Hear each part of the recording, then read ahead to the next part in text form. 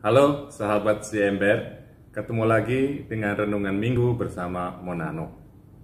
Hari Minggu ini kita akan merenungkan Injil Matius bab 16 ayat 21 sampai 27 yang merupakan kelanjutan langsung dari Injil yang kita renungkan hari Minggu yang lalu. Dan ceritanya nggak kalah seru. Kalau minggu lalu itu seperti ujian, nah minggu ini ceritanya lebih menegangkan karena ada perbantahan, ada adu mulut antara Petrus dengan Yesus. Wah, kalian mungkin mikir yang bener, masa Petrus berani amat ngelawan Yesus? Yuk, dengerin terus supaya tahu cerita yang bener kayak gimana.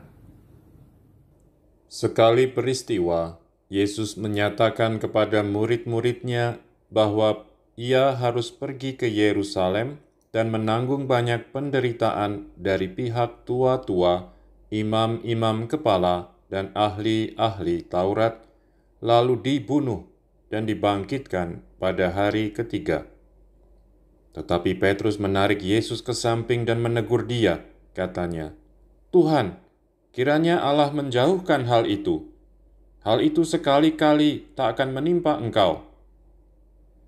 Maka Yesus berpaling dan berkata kepada Petrus, "Enyahlah iblis, engkau suatu batu sandungan bagiku, sebab engkau memikirkan bukan yang dipikirkan Allah, melainkan yang dipikirkan manusia." Lalu Yesus berkata kepada murid-muridnya, "Setiap orang yang mengikuti aku harus menyangkal diri, memikul salibnya, dan mengikuti aku.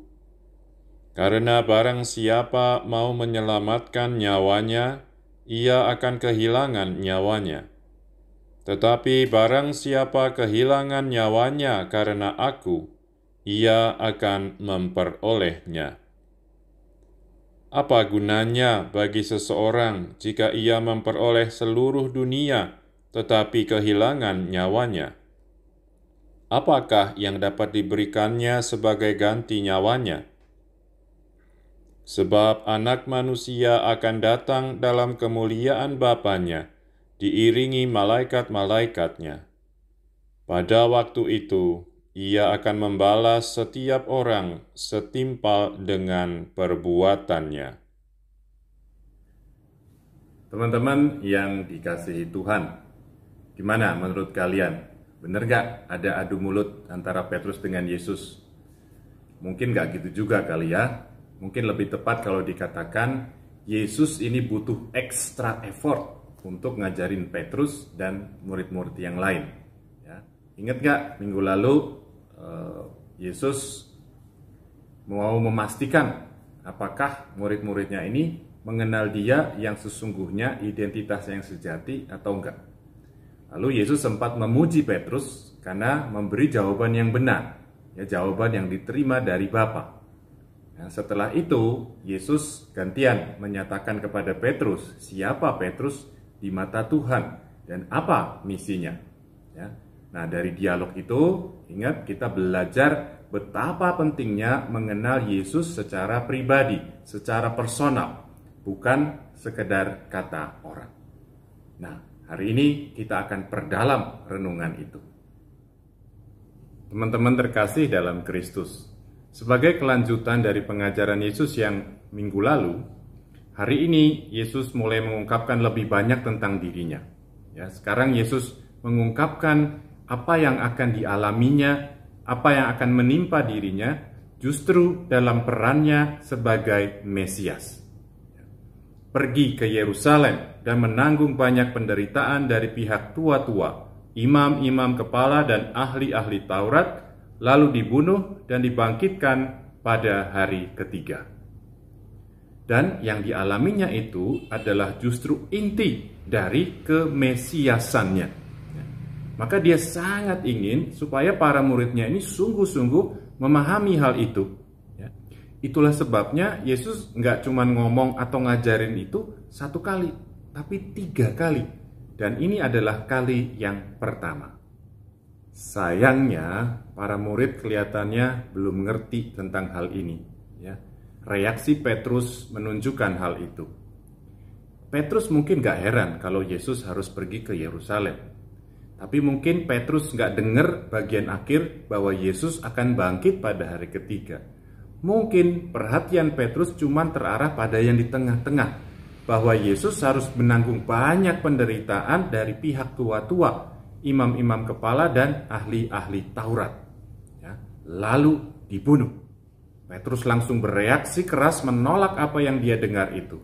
Dia menarik Yesus ke samping dan menegur dia. Bayangin, negur Yesus. Ya. Ini seperti kalau di film-film saya bayangin, ada bapak marah kepada anaknya, nangkep anaknya dipegang di lengannya, langsung, kamu ini gimana? Kayak gitu. Kenapa Petrus sampai kayak gitu? Bagi Petrus dan teman-temannya, Yesus adalah Mesias. Dan itu berarti ya, mereka berpikir Yesus ini adalah pembebas bangsa Israel. Yesus akan mengusir bangsa Romawi, penjajah Romawi, dan berarti itu melepaskan Israel dari penjajahan dan kemudian menjadi raja atas mereka semua. Di mata para murid, Yesus ini adalah Mesias politik. Maka waktu mendengar apa yang dikatakan Yesus, ya jelas Petrus menolak, bahkan protes keras. Tuhan, kiranya Allah menjauhkan hal itu. Hal itu sekali-kali tak akan menimpa engkau. Bagi Petrus hal itu nggak bisa diterima. Dia bahkan sampai membawa-bawa nama Allah untuk membenarkan apa yang dia pikir, apa yang dia katakan. Seolah itulah yang dikehendaki Allah. Padahal kita dengar kata Yesus, itu dipikirkan manusia. Itulah yang dibisikkan iblis kepadanya. Teman-teman kekasih Allah, mendapat protes keras dari Petrus, reaksi Yesus nggak kalah keras. Dan segera kita bisa tahu apa yang menjadi pikiran atau kehendak Allah. Tapi, tunggu dulu. Apa benar reaksi Yesus itu keras? Ya, yang jelas memang Yesus menyebut, nyahlah iblis. Ya. Kita dikatain setan aja pasti udah marah. Ini Yesus menyebut kata iblis. Iblis yang barangkali ya tingkatnya dewa lah, setan tapi tingkatnya dewa gitu. Apa bukan reaksi keras? Ada yang bilang kalau reaksi Yesus sebenarnya nggak keras. Kalaupun dia marah, sebenarnya dia bukan marah ke Petrus, tapi sesungguh-sungguh benar-benar dia marah kepada si iblis. Ada beberapa alasan kenapa kita bisa bilang Yesus nggak marah ke Petrus. Pertama, lebih daripada marah, sebenarnya mungkin Yesus ini sedih. Sedih karena ternyata murid-muridnya, termasuk Petrus yang kemarin memberi jawaban yang benar itu, ternyata nggak sungguh-sungguh mengerti siapa dia, apa arti Mesias menurut Yesus. Dua, dia ingat peristiwa ketika dia sendiri dicobai di padang gurun. Dan setelah itu kan, kalau menurut Injil Lukas, setan ini, si iblis ini menunggu waktu yang tepat. Menunggu waktu yang baik. Nah, sekarang dia menjadi sedih karena akhirnya kelihatannya ini waktu yang ditunggu-tunggu si iblis. Dia datang merasuki dan meracuni pikiran Petrus, sehingga Petrus menjadi batu sandungan bagi dia, menjadi satu godaan yang membuat dia sedih. Bayangin aja misalnya kalian ya punya misi besar untuk negara, tapi juga berbahaya. Ya, terus tiba-tiba mamamu melarang kalian melakukan misi itu. Nah, pastikan kalian ada pertentangan di dalam hati.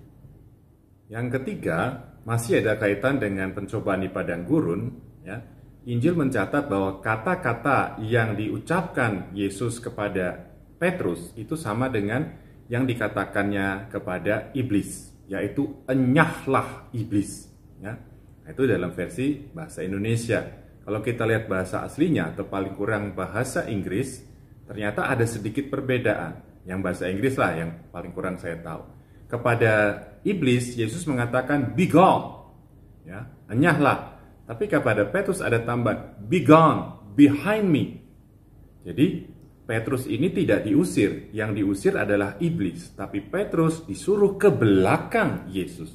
Yang artinya jadilah pengikutku, ada di belakangku dan mengikuti aku. Itu berarti menjadi pengikut Yesus. bukannya berada di depan Yesus, menghalangi Yesus melakukan kehendak Bapanya. Menarik bahwa langsung setelahnya segera Yesus berkata kepada Petrus dan murid-murid lain, ya, mengatakan kepada mereka bagaimana caranya mengikuti Dia. Apa yang harus dilakukan oleh setiap orang yang mau mengikuti Dia. Jadi Yesus ini terus mengajar para muridnya, bahkan memperdalam ajarannya. Pertama-tama Yesus mau mengatakan siapa Dia sesungguhnya, siapa jati dirinya. Kemudian Dia mau mengatakan bagaimana Dia mau mencapai, melaksanakan perannya sebagai Mesias itu. Dan yang terakhir Dia mengajarkan bagaimana caranya orang-orang mau mengikuti Dia yang adalah Mesias. Teman-teman yang terberkati, dengan lugas Yesus menyampaikan 3 hal yang harus dilakukan setiap orang yang mau mengikuti Dia. Menyangkal diri, memikul salib, dan mengikuti Dia. Menyangkal diri sering kita hubungkan dengan tindakan kita pada waktu masa Prapaskah, seperti pantang atau puasa. Ya. Tetapi menyangkal diri yang dimaksud Yesus jauh melampaui hal itu. Menyangkal diri berarti seorang Kristen harus berhenti menempatkan dirinya, menjadikan dirinya sebagai pusat segala sesuatu, dan harus menempatkan Tuhan sebagai pusat segalanya, dan menempatkan kehendak Tuhan juga di atas segalanya, menjadi pedoman dan pengatur hidupnya. Memikul salib berarti mau dan siap berkurban seperti Yesus, bersama Yesus. Seorang Kristen mungkin harus mengorbankan ambisi pribadinya. Dia mungkin akan menemukan bahwa tempatnya untuk melayani Tuhan adalah tempat yang memberinya sedikit saja imbalan, bahkan mungkin tanpa kehormatan sama sekali. Ya. Seorang Kristen harus mengorbankan waktu, kenyamanan, dan kesenangannya untuk bisa melayani Tuhan dengan cara melayani sesama. Ya. Lukas dalam Injilnya menambahkan setiap hari, memikul salib setiap hari. Ini mau mengatakan bahwa pengorbanan yang dilakukan seorang Kristen bukan hanya dalam saat-saat tertentu saja dalam hidupnya. Ini mau mengatakan bahwa hidup Kristen adalah hidup yang seluruh waktunya ya, terarah pada Tuhan dan sesama, bukan pada kepentingannya sendiri. Mengikuti Yesus berarti melakukan apa yang dilakukan Yesus dalam setiap situasi hidup kita. Yesus memasuki kemuliaannya sebagai Mesias lewat jalan penderitaan.